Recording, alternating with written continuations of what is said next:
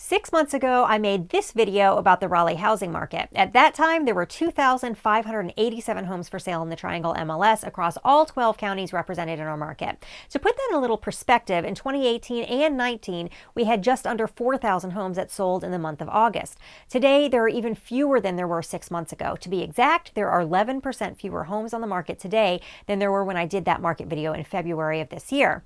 While markets are softening a bit in many places, it's still pretty hot in Raleigh. But I'm going to let you in on a secret at the end of the video, and if you're still trying to buy this year, this will probably help you, so stay tuned. But another piece of this story is that in the past 6 months, 20 companies have chosen to move to the Triangle or expand their current operations here, adding over 11,000 future jobs to the area. And even more telling of what the future will hold for Raleigh, there are 230 new companies considering the Triangle for a potential location.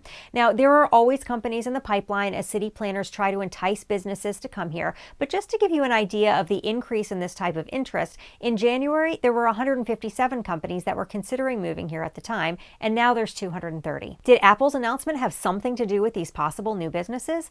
Probably some of them, but we don't really know for sure. What we do know is that the housing market is remaining competitive, and it does appear that it will continue to be so for the time being. In the previous video I did, I went through 13 of the most popular towns, showing which ones would offer buyers the most housing opportunities with the least competition. As many of you know, all this competition means that buyers are having to go over list price and make large non-refundable deposits on offers they make. Well, the less competition the area has, the less buyers need to come up with out of pocket to be competitive. 6 months ago, I recommended 5 towns that had the least amount of competition. They were Fuquay, Clayton, Wendell, Wake Forest, and Hillsboro. I called these my green light towns. Well, I guess people took my advice because only 2 of those towns have stayed on the green list. Clayton and Hillsboro are the 2 that remain the least competitive from the previous list, and now I'm going to give you 4 more towns that you might consider if you really want to move to the Triangle and want to avoid the worst of the bidding wars. Now, these towns are not suburbs of Raleigh. These are genuine small towns. They've got their own unique culture, and you might even meet people there who think Raleigh is the big city. Farming is often still a way of life for many people in these towns. You might encounter a tractor on the road going 15 or 20 miles an hour, and you're just going to have to wait, hopefully patiently, because that's how we do it in North Carolina. So if you choose one of these towns, be prepared for a different lifestyle. The first town on the list is Angier. Angier is just a little bit south of Fuquay-Varina in Harnett County, about 7 miles to be exact. And if you'll be commuting from Angier into Raleigh or Cary, you're going to be looking at about a 30 to 55-minute commute, depending on if there are any accidents. The population in Angier is about 5,600 people. They do have a cute little downtown in Angier and a gourd museum if you're looking for a little culture. They have a handful of locally owned restaurants and a meat market where Coca-Cola is a big seller. The owners must be from Georgia. There's a ballroom dancing studio and a place called the Red Barn, which seems to be an Angus barn knockoff, done Angier style. Don't knock it till you've tried it. The median home price in Angier is $237,000, and they are climbing like everywhere else.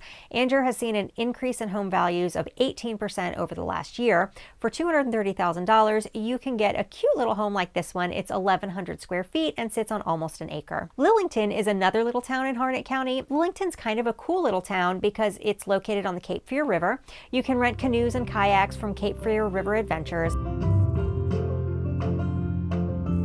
There's also a nice little park called the Lillington River Park with a trail along the river in town. If hiking and wilderness adventures are your thing, Lillington is also home to Raven Rock State Park, a 4,800-acre park on the Cape Fear River.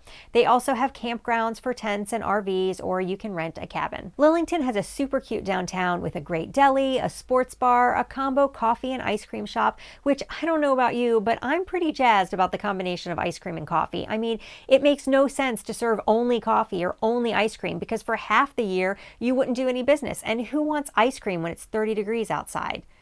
Okay, maybe I do. And who wants coffee when it's 90?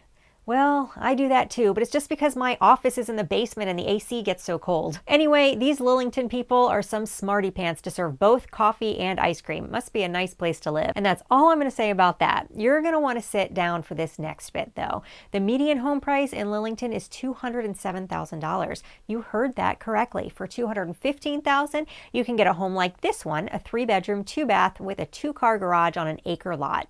Lillington's about 45 minutes to downtown Raleigh and about 50 15 minutes to RTP. Pittsboro is a very cool small town, and it's probably one that's going to see the most growth over the next few years because of its location. Pittsboro is out here in the country a bit, but it's getting squeezed between two growing areas. Chapel Hill is about 25 minutes north of Pittsboro, and Apex and Cary are about 25 minutes east. The median home price in Pittsboro is about comparable to Raleigh at $389,000. However, the average amount we are seeing over list price for properties under $400,000 in Pittsboro is 2%, and in Raleigh it's 5%. So you might be able to get away with a less aggressive offer in Pittsboro in an area that's still up and coming. The extra inventory might give you some options to choose from. Pittsboro has an adorable downtown with an old-fashioned soda shop, some great restaurants, and a really cool vintage store, among other things. Pittsboro is very artsy, and you can definitely feel that when you walk around the town. And also, to give you a better idea of the culture in Pittsboro, the American Livestock Breeds Conservancy is right in downtown. They're a nonprofit whose mission is to conserve historic breeds of livestock. If you're into gardening, urban farming, locally brewed beer, stout, cider, etc., or just about anything outdoors, you'll probably enjoy living in Pittsboro. The Haw River runs through Pittsboro, and you can't talk about Pittsboro without mentioning the massive changes that are about to take place in this funky little town. Now, Pittsboro's population is about 4,500 people right now, but Chatham Park broke ground a few years ago on their big vision for a massive live, work, play community in the Triangle, and it's going to completely change the town. Chatham Park encompasses 7,000 acres connected by 30 miles of bike trails and greenways when it's completed, as well as access to the Haw River. They plan to be building in Chatham Park until 2045. They're building 22,000 homes and estimate that it will add 66,000 new residents to Pittsboro. The developers are also actively recruiting companies to establish headquarters in the park. The last three towns were on the south or the west side of the Triangle, but Youngsville is a super cute town on the northern side.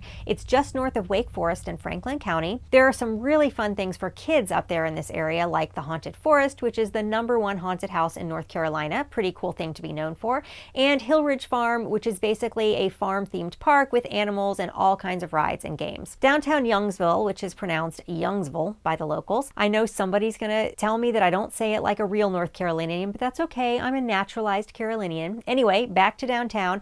We've got the Pack House Coffee Company and the Yacht Club Beverage House and the Carolina Hemp Company and the Tin Pig Vendor Village, which is where lots of different people sell all their junk all in one place. And all the businesses have these really long names, and that's to let you know that they're extra fancy, and you might just forget where you are and think you're in Miami Beach or something. But I do have to say, it's a really fun downtown with lots of great shops. Now, the population of Youngsville is about 1,400 people, which is really small for how well done the town is, but it's pretty close in proximity to Wake Forest, which is like 8 minutes away. RTP is about 40 minutes away, and downtown Raleigh is about 35, but if you're traveling during rush hour, they'll probably both be closer to an hour. The median home price in Youngsville is about $314,000, and for that price, you can get a super cute house like this new construction home with 3 bedrooms, 2 baths, and a 2-car garage. And here's the secret I mentioned earlier in the video. A couple years ago, I did a video about what months are statistically the best time to buy a home in the Triangle.